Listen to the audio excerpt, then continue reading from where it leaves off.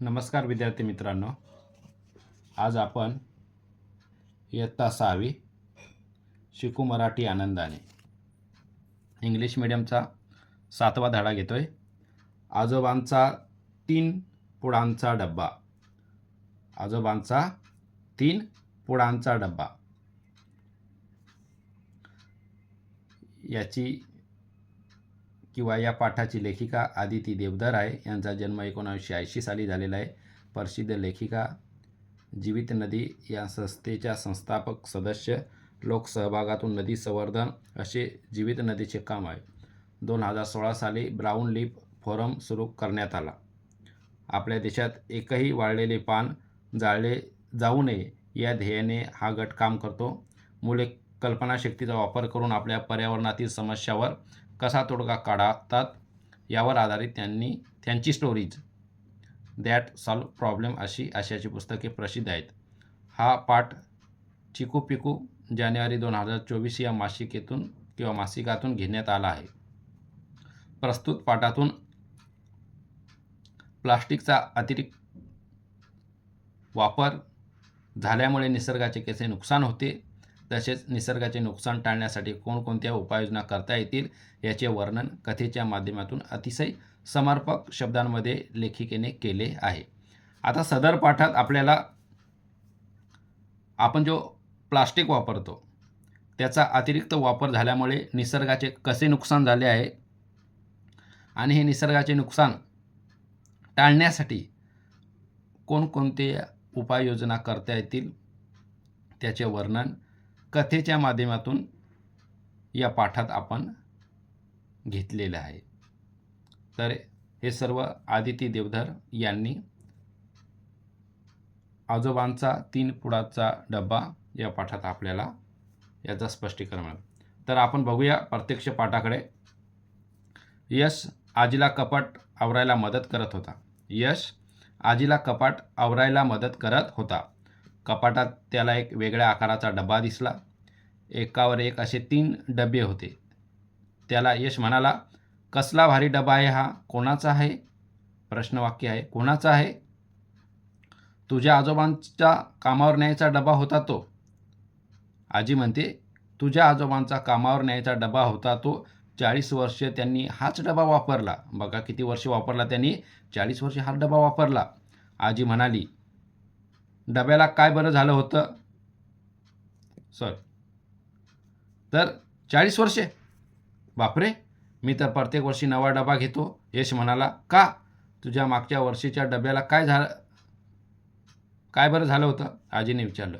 तो प्लास्टिकचा होता, त्याचं झाकण सैल झालं, मग आम्ही नवा डबा आणला, यश म्हणाला.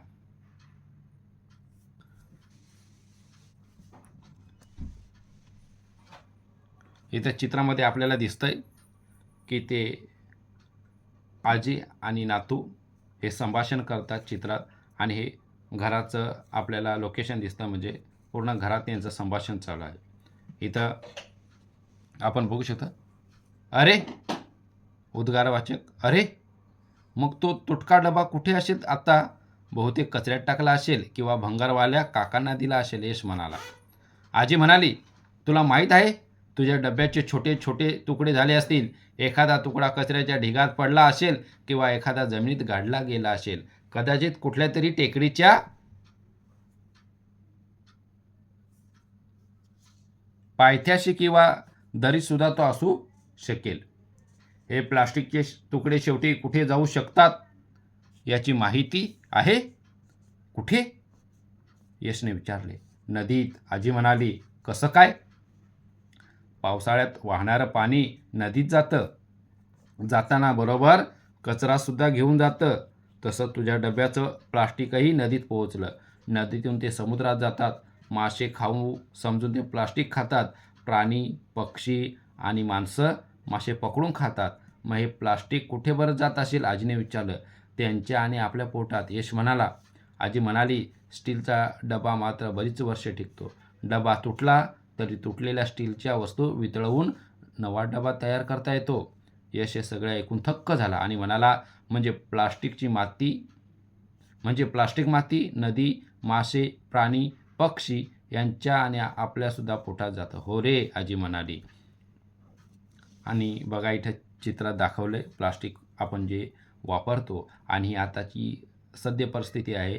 जेव्हा पहिल्या पावसामध्ये आपली मुंबई पूर्ण भरते किंवा महाराष्ट्र पूर्ण भरतो किंवा पूर्ण देश भरतो, कारण पाणी निचरा होण्यासाठी जागा नाही. आपण जे प्लास्टिक जो कचरा टाकतो तो असा अटकतो आणि पाणी दूषित होतं आणि पाणी दूषित झाल्यानंतर सर्व आपण जे पाणी पितो अंघोळीसाठी, पिण्यासाठी, आपण शेतीसाठी वापरतो, त्याचा सर्व परिणाम त्याच्यावर होत असतो. इथं बघा कचऱ्यात कावळा आहे, कबूतर आहे, असे ते खातात आणि ते संसर्गजन्य इथून रोग पसरतात.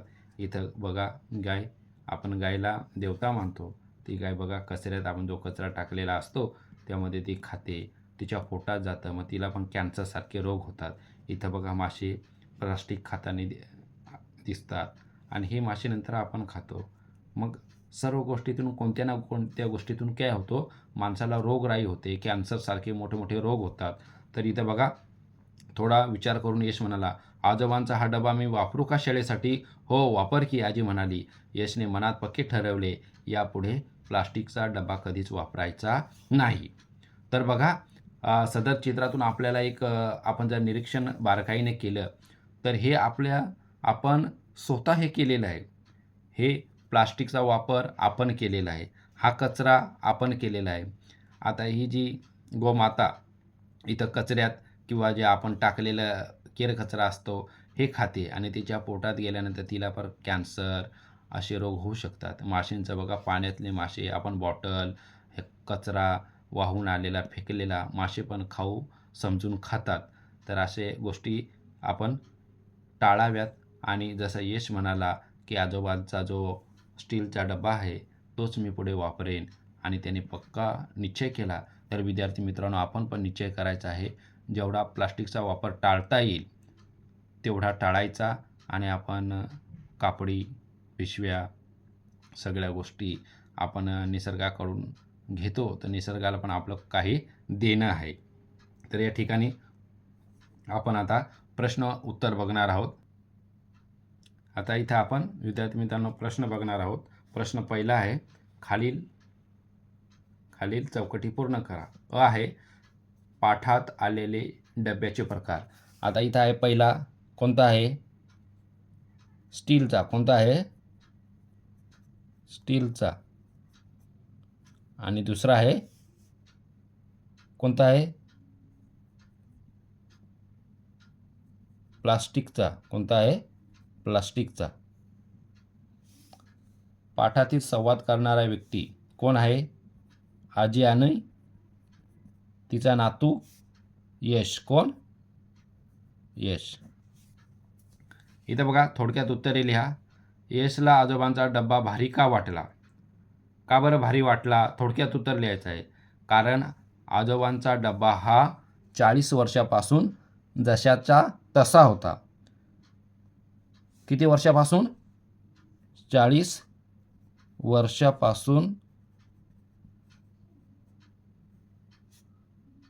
डब्बा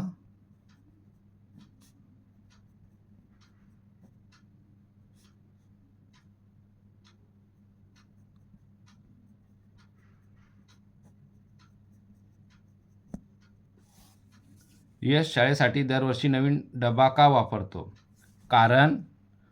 कारण तो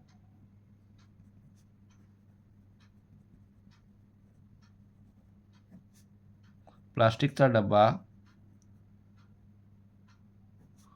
वापरल्यामुळे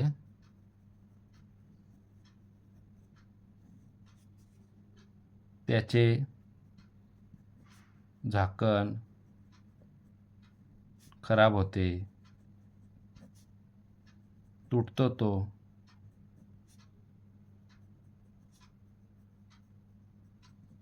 यामुळे तो दरवर्षी नवीन डबा वापरतो.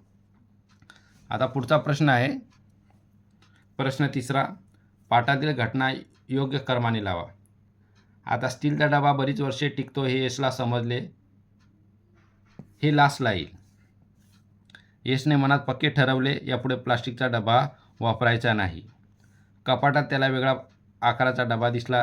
यश आजीला कपाट आवरायला मदत करत होता. हे 1 नंबरला आहे, हे 2ला आहे, हे 3ला आहे आणि हे 4ला आहे. इथं बघा, यश आजीला कपाट 1 नंबरचं आहे, सॉरी हे 2 नंबरचं आहे, हे 2 नंबरचं आहे आणि हे 3 नंबरचं आहे आणि हे 4 नंबरचं आहे. तर अशा प्रकारे तुम्ही इथं चांगल्या पद्धतीने उत्तरं लिहायचे आहेत. आणि हे पुढचं जे खेळू या शब्दांशी, तर खाली शब्दाचे समानार्थी शब्द नदी, सरिता, झाड, वृक्ष, जमीन, भूमी, पक्षी, पाखरू. दुसरा आहे खालील वाक्यप्रचाराचा अर्थ लिहून वाक्यात उपयोग करा. थक्क होणे, आश्चर्यचकित होणे. उदाहरणार्थ, जादू बघून मुले थक्क झाली. प्रश्न तिसरा, खालील वाक्यातील विरामचिन्ह शोधून त्याची नावे लिहा. पहिला बघा, दुहेरी अवतर चिन्ह, हे दुहेरी बघा चिन्ह. दुसरा स्वल्प विराम, हा बघा इथं. तिसरा प्रश्नचिन्ह. चौथा पूर्णविराम. आता इथं खालील शब्दात लढलेले शब्द शोधा. आभाळ माया, तर आभाळ, माया, आभा, माळ, भाळ. भाजीपाला, भाजी, पाला, जीभ, पाल, बाज. तर असे आपल्याला हे करायचे आहेत. ओके.